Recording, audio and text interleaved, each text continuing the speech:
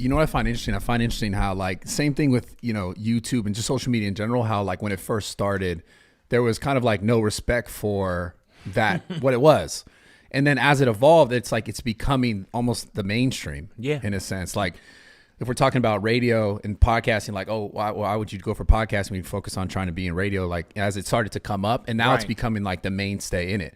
So are you yourself going to find yourself doing more podcast stuff? Very much so. Yeah, because like very much because you're built for this shit. Yeah, and it's crazy because I'm on radio or somewhere every day of the year. I don't have every day my show is aired somewhere. Yeah. There's no, you know, oh, the weekend is off.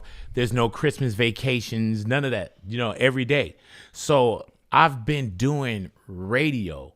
I just know and respect that podcast world so much that when we got in, we were like, we need to pull back a little bit because we pull back on radio, pull back on the podcast because when you go to hit that, you gotta hit that shit right. Yeah. And especially coming from where I am with so much radio in my background that I wouldn't want to be the guy that come up and just have some sloppy shit that's put together just because everybody else is doing something. You know what I'm saying? And even now, my producer probably watches this and say, no, you know what?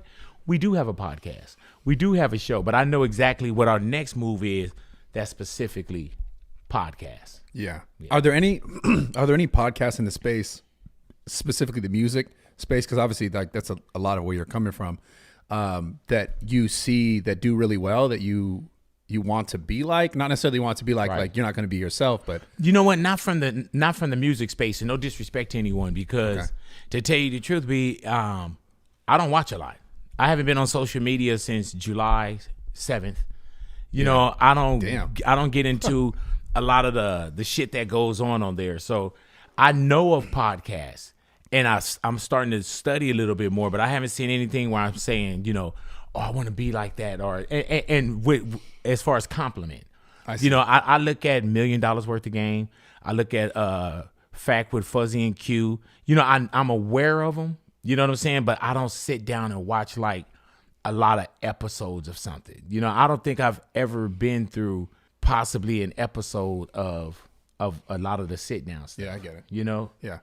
So beside that then, as far as like radio, taking it back to before you kind of like really got into it, where were you finding yourself and how did you find yourself getting to radio? Like how did you know like this is what you were going to be good at? Did someone tell you like your voice is great? Or? No, it wasn't a voice thing for me. It was more of I always just enjoyed music.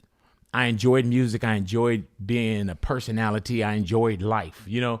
So I was one of those guys that I was going to throw everything up against the wall. I never thought that I was going to do like radio. Radio wasn't like a dream for me. Entertainment